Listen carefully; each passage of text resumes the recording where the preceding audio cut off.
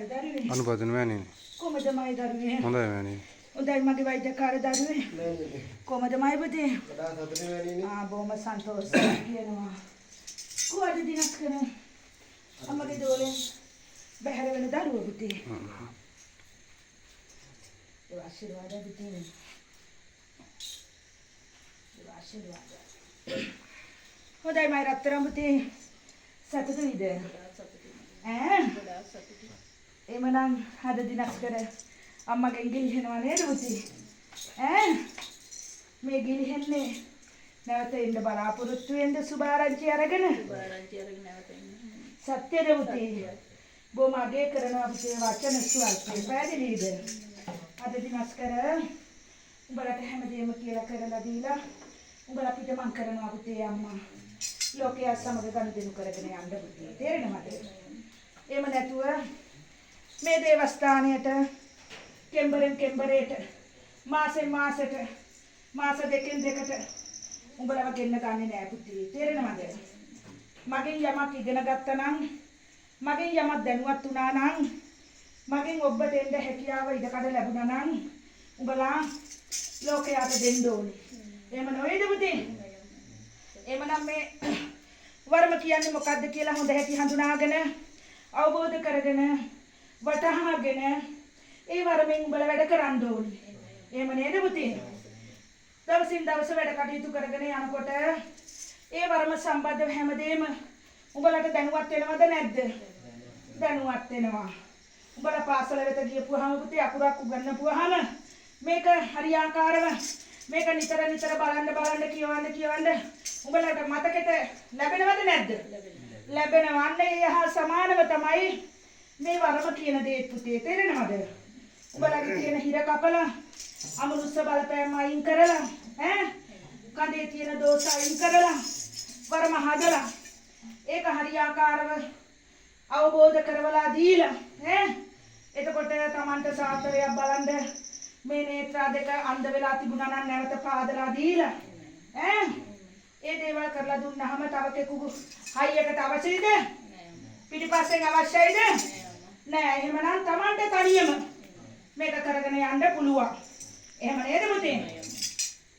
ඒ දේ තමයි අද දිනස් කරමේ අවසන් කරේ උඹලට බාර කරන්නේ. ඒ දේවල් කරගෙන යනකොට උඹලට හොඳ සිතුවිලි හදවත් වලට පහළ වෙනවා. මම මේ දේ කරන්න ඕනේ. මම මේ විදිහට ඉන්න ඕනේ. එහෙම නොවේද පුතේ? ඒක දියුණු කරගන්න ඥාතියා හොඳ සිතුවිලි උඹලා සමග ගනුදෙනු කරගන්නවා. එහෙම නේද පුතේ? අන්න එවැනි විදිහට සියල්ලක් හදලා කරලා තමයි අද එලිමංකඩ දෙන්නේ පුතේ. දේවස්ථානේ ඉදි කරලාද තියෙන්නේ? එතකොට කවද්ද ඊගාව වසරේද ඉදි කරන්නේ? එහෙනම් ළඟදීම පුතේ. තේරෙනවද? පෙර සසරේ සංසාරගත බැඳීමක් ඕක. පෙර ආත්මේ අම්මා තමන්ගේ මව් මේ භවය මේ උපතිකාරකේ තමන්ගේ පිය පාර්ශවයත් මව් පාර්ශවයත් නොවේයොය සංසාරේ ඉඳන් එන්නා වූ තමන්ගේ මෑණියන් ඔය ඉන්නේ. එහෙමයි අම්මා. තේරෙනවද? එමනම් ඒ ආදරණීය ඒ තම මෑණියන්ට සාධාරණේ ඔන්න මං ඉටු කෙරුවා. තේරෙනවද? එමනම් ඒ ආත්මෙට සැනසීම උදාපත් කරලා තියෙනවා. පැහැදිලිද? උඹට කුඩා කලපටන් ඒ කියන්නේ මව්පියන් සෙවණේ සිටින කල නොවේ. ඉන්පසුව හොඳ වයස්ගත වෙනකොට තමයි මේ ආත්මය උඹට ලං වෙලා තිබිලා තියෙන්නේ. නමුත් උඹ කිසි දෙයක් දැනුවත්භාවය ලැබුණේ නැහැ. නමුත් රාත්‍රියේ සප්නේ යම් ඉදිමාලාවල් උඹට ලබලා දුන්නා. ඒ වයස් සීමාව තුල ඒ කියන්නේ කෙල්ල කාලේ. සත්‍යයි අම්මා. පැහැදිලිද? සත්‍යයි. නමුත් උඹ මේ දේවල් හරියට හඳුනාගත්තේ නෑ මේ කුමක්ද කියලා. එහෙමයි. එහෙම නේද පුතේ? එහෙමයි. එහෙමනම් දැන් වයස කීයද පුතේ? 45. වයස 45ක් වෙනකොට එහෙමනම් මා උඹට ඒකේ සත්‍යතාවය ඒකේ රහස උඹට එළියට දුන්නා රත්තරන් පුතේ. එමනම් මා මේ ලබා දුන් දෙයින් උපරිම ප්‍රයෝජනෙ අරගෙන ඉදිරි ගමනාන්තය ආරම්භ කළ යුතුයි. පැහැදිලිද? හොඳයි. මගේ රත්තරන් පුතේ සීමාව කොහෙද? රාජාංගනේ දැන් යහන් කර ඉදි කරලාද? පහන තියන්න විතරක් හදලා තියෙනවා. පහන තියන්නේ කාටද? සූනියන් දෙවියන්ට. එපමණයිද? එපමණයි. එමනම් මේක හරියාකාරව මුලින් කාටද? දෙවනුව කාටද? තුන්වනුව කාටද? හතරවනුව කාටද? ඒව පැහැදිලි කරලා දෙනවයි කියනවා. පැහැදිලිද? ඒ හරහා ක්‍රියාත්මක වෙලා වැඩ කටයුතු සිද්ධ කර ගන්න ඕනේ. පැහැදිලිද? ඔය වරමේ කිසි දෙයක් අඩුපාඩු වෙන්න මං ඉඩ දෙන්නේ නැහැ කියනවා පුතේ. පැහැදිලිද? මගේ දන්න දේ, මගේ දන්න ශිල්පය ඔබලට පරිත්‍යාග කරනවා පුතේ. මගේ ලෝභකමක් නැහැ. මට වැඩිය හෙට දවස ඔබලා හොඳට ඉන්න ඕනේ. පැහැදිලිද? එවැනි ආකාරයේ යමක් පෙන්නනවද මට? එහෙම නැතුව අද මේ දෙන දේ ගිහිල්ලා මුල්ලකින් තියනවද? එවැනි දෙයක් කරලා මේක අපතේ යවා ගන්න එපා. මේක අපතේ යවාගෙන නැවත අම්මා හොයාගෙන එන්නත් එපා කියනවා පුතේ. තේරෙනවද කියන දේ? ඒක තමයි බොහොම සන්තෝෂ වෙන ආකාරයට මට සුබ ආරංචි දවසින් දවස ගේන්න ඕනේ පුතේ. හැබැයි සත්‍ය දේ ප්‍රදානය කරලා මනුස්ස වර්ගයාට අසත්‍ය දේ ප්‍රකාශ කරලා නොවේ. අසත්‍ය ජය ගන්නවද? සත්‍ය පමණයි පුතේ ජය ගන්නේ. එහෙම නේද? එහෙමනම් නරින්ට හොඳ දේවල් පුතේ අපි කරන්න ඕනේ. හොඳ දේවල් කරන්න පුතේ අපි ඥාතීන්ට මොකද වෙන්නේ? බලය ලබා දෙනවා. තව මොනවද? උන්වහන්සේට ලැබෙන්නේ දෙවියන්ගෙන් පින් ලැබෙනවා, සතුට ලැබෙනවා. නරේක් දැස බලන්න. තව තවත් දැස විවර වෙනවද නැද්ද? විවර වෙනවා. එහෙමනම් කිසිම දවසක නරේකට කුරා කූඹියෙකුට තරම්වත් හිංසාවක් පීඩනයක් වෙන්න ඉඩකඩ සැලසුම් කරගන්න එපා කියනවා පුතේ. තේරෙනවද? බොහොම පහසුයි කියලා හිතන්නත් එපා පුතේ මේ වරම කියන දේ. පැහැදිලිද? හරි හැටි හොඳට අවබෝධ කරගන්න ඕනේ. මෙන්න මේක තියෙන්න ඕනේ හරි හැටි. පැහැදිලිද? නිවස්වල තියෙන ප්‍රශ්න දාගෙන මෙතන යනවද පහනට? නිවස්වල තියෙන ප්‍රශ්න තම හදවතේ තිබුණොත් තම ඥාතියට ගැත්තා එක්ක බැඳෙන්න පුළුවන්ද? ඉතින් මනසින් බැඳෙන්න පුළුවන්ද? බෑ. එහෙමනම් මෙවුවා හොඳට තේරුම් ගන්න ඕනේ පුතේ. තේරෙනවද? මේ දේවල් උඹලට කියලා දෙන්නේ පුතේ. අම්මට වැඩිය උඹලා හොඳට ඉන්නවා දකින්න ඕනේ හින්දා පුතේ. තේරෙනවද? අනිකුත් ගියපු දේවස්ථාන වලින් ඔව්වා කියලා දුන්නද? ඔය බලකෝ. මේ පළමු වතාවේද? පළමු වතාවෙන් සතුට ලැබුවා. එම නේද? මයි පුතාට කියලා දීලා තියෙනවද? ටිකක් විතර කියලා දීලා තියෙනවා. ටිකක් විතර. නමුත් මෙවැනි ආකාරයෙන් නෑ අම්මා කියලා දුන්නේ නෑ. එහෙමනම් ඕක හොඳට සන්තෝෂයෙන් පිළිගන්න ඕනේ පුතේ. තේරෙනවද? හොඳයි. උරුමකාර දරුවෙන්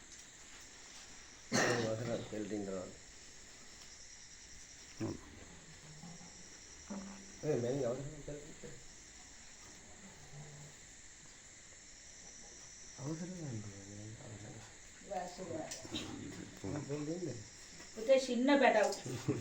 දන බඩ ගන්න සින්න පැටව තුන් දෙනෙක් මේ ඇවිල්ලා තියෙනවා. කොහමද පුතේ? කතා කරලා කොහමද මයි පුතේ? සතුටුයි. කොයිද සීමාව? ගලේ වෙල. අද දිනස් කර අම්මා ගාවට එන්න හිතුණාද? එහෙම නැත්නම් අල්ලපු ගෙදර එකී කිව්වද පළ කියලා? අම්මා විශ්වාස කරලා දාවේ. ඒ විශ්වාස කරලා ඇවිල්ලා අද මොකද උනේ? ඉෂ්ට උනේ මොනවද? කුමද පුතේ මට කන් ඇහෙන්නේ නැහැ. හයියෙන් කියපන්. ලබා ගත්තා. ඒ කියන්නේ තමන්ගේ වරම කියන දේ කුමක්ද කියලා හරි හැටි දැනගත්තා. එමනම් සතුටු වුණාද? මේ පෙර ආතුව ඔය සතුට ලැබුණ නැද්ද? ඒ කියන්නේ දේවස්ථානවල ගිහිල්ලා නැහැ කියලාද කියන්නේ? ගියා. ඒ ගියාට ඒ ලබලා දුන්නේ නැත්තේ. ඒ කියන්නේ ඒ උදවියගේ හිත හොඳ නැහැ. එතකොට අම්මගේ හිත කොහොමද? ගොඩාක් හොඳයි. එහෙමනම් උඹලා වෙනුවෙන් පුතේ මේ හදවත විවෘත වෙලා තියෙන්නේ. පැහැදිලිද? එමනම් ඔබ අසරණ වෙලා අම්මා ගාවට ආවා. අම්මගේ තියෙන වගකීම තමා පුතේ උඹලව ගොඩ ගන්න එක. එහෙම නැතිනම් අම්මටත් තිබුණා පුතේ ඔය ඥාතියා හිරකරන්න. ඔය කඳකය හිරකරන්න. අම්මා එහෙම දෙයක් සිද්ධ කරුවේ නෑ කියනවා පුතේ. තේරෙනවද? හෙට දවස ඔබ හොඳ තත්ත්වෙන් ඉන්නවා දකින්නයි අම්මා එවැනි දෙයක් සිද්ධ කරුවේ නැත්තේ පුතේ. අම්මා කිසිම කෙනෙකුට සිද්ධ කරලත් නෑ ඉදිරියට සිද්ධ කරන්නෙත් නෑ කියනවා පුතේ. පැහැදිලිද? අම්මගේ වචනේ පිළිගන්නවද ඔබ? හොඳයි. මා පුතා සීමාව කොහෙද? කොහෙද පුතේ? කැකිරාව. මයි පුතේ යම් යම් ආකාරයට මයි පුතාගේ දේවතා ශක්තිය ශරීර පංචස්කූඩුවට ගමන් වෙනවයි කියනවා පුතේ. පැහැදිලිද? පුංචි පුංචි අඩුපාඩුකම් තියෙනවා. ඒ දේවල් නිරෝධතාවයට පත් කරගන්න කියනවා පුතේ. පළමු වතාවද මේ දේවස්ථානයකට පය තිබ්බේ? පළමු වතාවට ඒක මයි පුතාට යම් විදිහකින් මේක හරියාකාරව තේරුමක් නැතිකමක් පුතේ තියෙන්නේ. තේරෙනවද? ඒ දේවල් මහා ලොකු දේවල් නොවේ පුතේ. තේරෙනවද අම්මා කියන දේ? ඒ දේවල් හරි ගස්ස ගන්න හැකියාව තියෙනවා පුතේ. තේරෙනවද?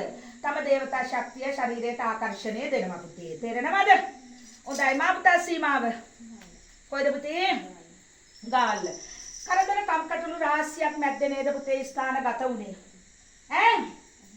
මේ සියල්ලක් මේ හදවතේ ඇවිලෙනවා. ඇවිලෙනවා නිමෙනවා. ඇවිලෙනවා නිමෙනවා. ඔන්න ඔය සිද්ධියක් තමයි මුල් වතාවේ ඉඳන් උඹෙන් ඉස්මතු වෙලා ආවි. ඇයි මේ දේවල් මේ මනසේ දාගන්නේ පුතේ මෙවැනි ස්ථාන වලලු කරා ගමන් කෙරුවයින් පසු? මේවා හදවත් වලින් මොහොතකට හරි බැහැර කරන්න ඕනි. කරදර කම්කටොළු කියන දේවල් තමන්ලගේ ජීවිතවල තියෙනවා පුතේ ඕනම කෙනෙකුට තියෙනවා. නමුත් මෙවැනි දෙයකට පය තිබ්බේ පුතේ යම් බලාපොරොත්තුවක් මුදුන්පත් කරගෙන. එතකොට ඔය හදවතේ යම් යම් දුක වේදනාව කියන දේවල් අර ප්‍රශ්නේ මේ ප්‍රශ්නේ මේ මනස තුල තියෙනකොට තම දේවතාවට හරියාකාරව තමන්ගේ කඳකයට ආකර්ෂණය වෙලා ඔය හිතත් එක්ක බැඳෙන්න බෑ කියනවා පුතේ. තේරෙනවද? තම දේවතා ශක්තිය හොඳට තම අසල ඉන්නවා පුතේ. නමුත් ඔබෙන් ඉපිලිලා ඉදිරියට එන්න බෑ. ඉස්මතු වෙලා ඉදිරියට එන්න බෑ. අන්න එවැනි දෙයක් ආපු මුල් වතාවේ සිට මා දුටුවා පුතේ. ඒක තම ඥාති දේවතාවියගේ තියෙන වරදක් නොවේ. තමාට තියෙන වරදක් මේක පුතේ. පැහැදිලිද කියන දේ? එහෙම කියලා මේක කවදාවත් අත්හරින්න එපා කියනවා පුතේ. තේරෙනවද? බුලත් කොලයක් කණ්ඩාත් උඹලගේ පුතේ පෙර වාසනාව තියෙන්න ඕනි. එහෙම නේද? පෙර වාසනාවක් නැත්තම් ඔවෙන් ශක්තියක් ළඟට එනවද පුතේ? එහෙමනම් මේ සියලුම නරයින්ට ඔවැනි දේවල් තිබෙන්න එපයි. එහෙම නේද පුතේ? එහෙමනම් උඹලගේ මුඛ නැද්ද පුතේ? මා සමග පාපෝච්චාරණය කරන්න. උරුමකාර දරුවෙක්. නිවස්වල නම් බස ගාලා කියවනවා ඇති. මෙතෙන්ට ආපුවාම වචන නෑ පුතේ. වචන ගිලිලා. මා සමග කතා කරන්න ඕනේ. හයියෙන් කතා කරන්න ඕනේ පුතේ. එතකොට තමයි මං කැමති. මේක මේ කට ඇතුලේ තියාගෙන මුණු ගෑවට මං ගානවට මං කැමති නෑ. තේරෙනවද කියන දේ? එතකොට උඹලට වරමක් හදලා දුන්නාමත් නරේකු සාත්‍තර බලන්න ආවයින් පසු ඒ වචන කට ඇතුලේ තියාගෙන මුණු ගානවද? ඒවනම් ඔය කට කන තියෙන්න ඕනි. ඔය ගත කන තියෙන්න ඕනි. හැමදේම සරල සම්පූර්ණ වෙන්න ඕනි. තේරෙනවද කියන දේ? පිරිමි දරුවේ. හොඳයි. උඹලට පුතේ තව එක් අදියරක් තියෙනවා. අද දිනස් කරන් තමන්ලට කිසි දෙයක් හීන වෙන්න දුන්නේ නැහැ කියනවා පුතේ. පැහැදිලිද? හොඳට ඉස්මතු කරලා අරන් දීලා තියෙනවා. තව එක් අදියරක් තියෙනවා. ඒ අදියරට මූණ දෙනවද නැද්ද කියන එක තීරණය තියෙන්නේ පුතේ මයි පුතාලාගේ අතේ. පැහැදිලිද? මොකද අම්මා උඹලට හරියාකාරව හරි විදියට යමක් කරලා දෙන්න ඕනේ පුතේ. එහෙම නැතුව උඹලා එකපාරක් දිෂ්ටි කරවලා ආම්බරම හරි ගිහිල්ලා පහන් තියාපල්ලා කියලා උඹලා යවන්නේ නැහැ පුතේ. තේරෙනවද? එහෙම වුණොත් නින්දාවක් අපහාසයක් එන්නේ පුතේ මට. එහෙම නොවෙන්න උඹලට කටයුත්ත හරි විදියට හරි පිළිවෙලට උඹලට සිද්ධපත් කරලා දෙන්න ඕනේ පුතේ. තේරෙනවද? එහෙමනම් තව එක් අදියරක් තියෙනවා. ඒ අදියරට අම්මා වරෙල්ලා කියලා උඹලා කඩ ගහන්නේ නැහැ කියනවා. තේරෙනවද? මේ වරමෙන් ඔබට යන්න හිතේ ආශාව සතුට බලාපොරොත්තුව තියෙනවා නම් එදිනට සහභාගී වෙයල්ලා පුතේ. පැහැදිලිද? ඉන්පසුව හැමදේම විවෘතතාවයට පත් කරවලයි උඹලා ඔබ හැර කරන්නේ පුතේ. තේරුණා නේද? හොඳයි දත්තරම් පුතේ දේව ආශිර්වාදයි මයි දරුවෝ.